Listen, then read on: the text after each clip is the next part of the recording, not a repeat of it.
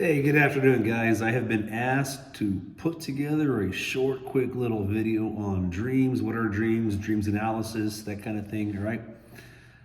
So before I begin, I'll show you the four main models we're going to quickly run through, okay? I jotted this down. So first off, we'll start with Sigmund Freud. You know, he was a bit of a nut, but he said some good things, and we have latent meaning. What is latent meaning, right? Then we have one of his great rivals, Carl Jung, who talks about archetypes. So we'll get into archetypes in just a little bit, and then kind of wrapping it up, we'll get into information processing, and finally, the last model is the activation synthesis model. So you've seen these words. So as I discuss them, you've seen them. You know what they are, right? So hang on. Speaking of Freud, the fact that I'm drinking my coffee with a straw, which is a major oral fixation, that's very Freudian, right? So Freud, like I said, man, oftentimes he's a bit of a nut. He says a lot of radical things. He talks about things that sometimes seem very perverted, you know, but hey, it is what it is. It's Freud, right? So Freud's the guy that really believes in what I like to call dream metaphors, right? Like if you're falling, you have the dream that you're falling, or the dream that you're taking a test, the dream that you are being chased by cops or whatever, right? He believes that these dreams have meaning, right? In this case, the examples I shared with you, like you're being chased by cops or UFOs or you're taking a test and oh my gosh, I didn't study, or you walk into a classroom and you're wearing underwear, no, I'm so embarrassed, whatever. Those types of dreams represent stress. That's what I mean by latent meaning. It's not necessarily the story of the dream per se, it's that the dream represents stress. So the stressor in your life, the unconsciousness of that dream, transports itself to something else in reality, right? So if you dreamt that you're falling, or you're taking a test, or you're embarrassed because you walk into a room and you're wearing your underwear, or you're being chased by cops, or you got abducted by aliens, some stress, a nightmare perhaps. Those stress type dreams represent stress. So like, oh my gosh, I have to pay bills, or oh my gosh, my child is sick, or whatever, those stressors in our life. The reality of the story pops up in your dream in some kind of metaphor. You know, that's what latent meaning is. That's very Freudian in terms of dream analysis, all right? Then we move on to his rival, Jung, and that's a great story, but that's for a different class entirely. Okay, so Jung and Freud, these rivals. So whenever Jung would write something, Freud would write something, and so forth and so on, right? So Jung talks about archetypes. So here's his 2 cents on what a dream is, and it's a whole different kind of slant, all right? So check this out. Have you ever had that dream that you're hanging out with people? Like there's guys, girls, you're friends. You're just hanging out with friends, right? And you're having a good time. You're doing whatever. You're at a party, whatever. You're hanging out with people.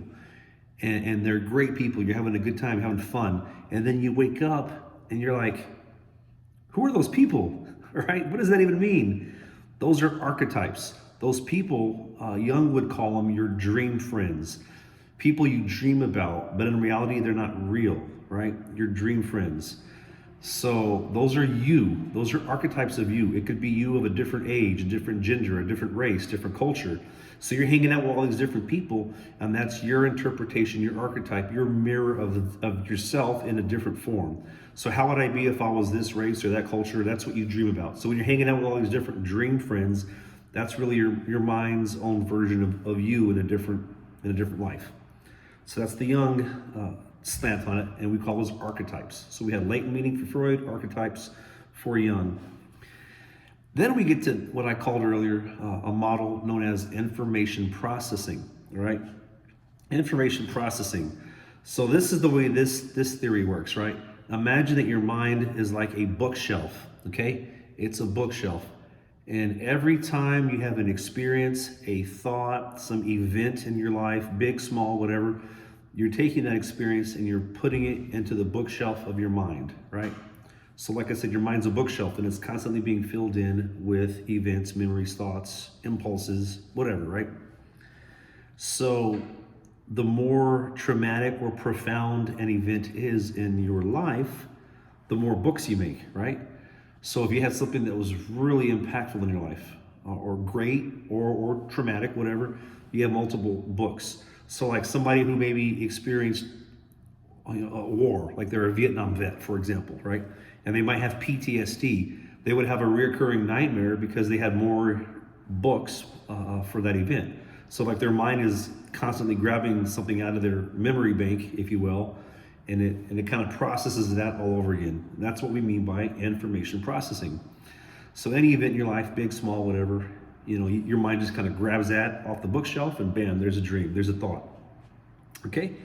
Finally, we get to something called activation synthesis, and this is like when your brain is just firing away at random. Okay? Like I had a dream I'm driving a car. What does it mean? It means nothing. It's just a random thought that your brain came up with one night and bam, there's a dream. All right? So I'm going to give you my weird dream, and I'll tell you how I think this kind of plays into all four of those models, okay? So like 18, 19 years ago, I was a camp counselor at this camp called Camp Tecoboca, right? And this is years ago, man, good gosh. So anyways, the other day in my class, I was talking about Native American arrowheads, right? And at Camp Tecoboca, which is way out there between Kerrville and Junction for you Central Texas boys, Camp Tecoboca is full of arrowheads. You can walk around and find them, right? So in class, I just made a comment really briefly, like literally 10 seconds. I said, hey, Camp Tecoboca out there by Kerrville, they've got arrowheads. It's kind of cool, yada, yada, yada. That was it. Very little, right? Anyways, that night, I had a dream that I was a camp counselor at Camp Tecoboca. Like I hadn't been there in forever. So it was kind of a weird, random, activation synthesis. Bam, there you go, Camp Tecoboca. But perhaps because I had mentioned it in class, there's a little bit of information processing. So you can kind of look at this weird story that I'm going to share with you that you can say a lot of it's just random gibberish my brain came up with. So you can call that activation synthesis. But at the same time, since I didn't mention Camp Tecoboca in class, there's a little bit of that information processing. So I think the two models worked hand in hand there. But here's where it gets even weirder. So in this dream, I was a camp counselor, and there were like kids and teenagers and whatever, and everything's going well, and the camp's going great, we're having a good time, but I don't know any of these kids. I didn't know any of the other camp counselors. There was a dude I remember this clearly, there was a dude at camp, his name was Ray. He was a middle-aged dude, really curly hair, and we were buds. We were counselors together, we were buds, getting along great. He was like my lifelong friend, we're talking, hanging out. There is no dude who looks like that in real life. So you could say that is a very good example of the Jungian archetype model. That was just like my dream friend, some archetype that I came up with that fulfilled the niche in that dream. So all the kiddos and teenagers and stuff that were at camp, none of them were real. All archetypes. This dude, Ray, archetype, right? So we have the archetype model. We have just random stuff happening in the dream. You have activation synthesis. The fact that it was Tecoboca is information activation or information processing. I'm all over the place, man. But here's where the dream took a weird twist. Halfway through the dream, the big house where the kiddos would dorm at, it was haunted. In this dream, the room was haunted. The doors started opening and closing, lights would turn on and off. It actually kind of it turned into a nightmare. It got really horrific, And I remember at one point, I walked into this room in the dream, and there was a piano, and the piano was playing by itself. It was so weird and so freaky, And I woke up, I was like, oh my gosh, this was a nightmare. This camp was haunted, And when you have a nightmare, what did I say earlier? Usually that's some stressor in your life. That's the latent meaning that Freud would speak of. So I hope I answered the questions out there. What are dreams? These are your brain fire away during deep sleep, REM sleep. That's the only time you were really dreaming like this. What do dreams mean? They might have a meaning, Freud. They might be your mind just making sense of life's events, thoughts, memories, impulses in your life, information processing. They might be archetypes, people around you that you would imagine, and it's kind of like your own mirror image of yourself if you were someone different. That's Jung. And at the end of the day, many of your dreams are just random gibberish that we're throwing out there, and that would be the activation synthesis model. I hope that helps, hope that makes sense, and until next time, peace out, God bless, and see you later.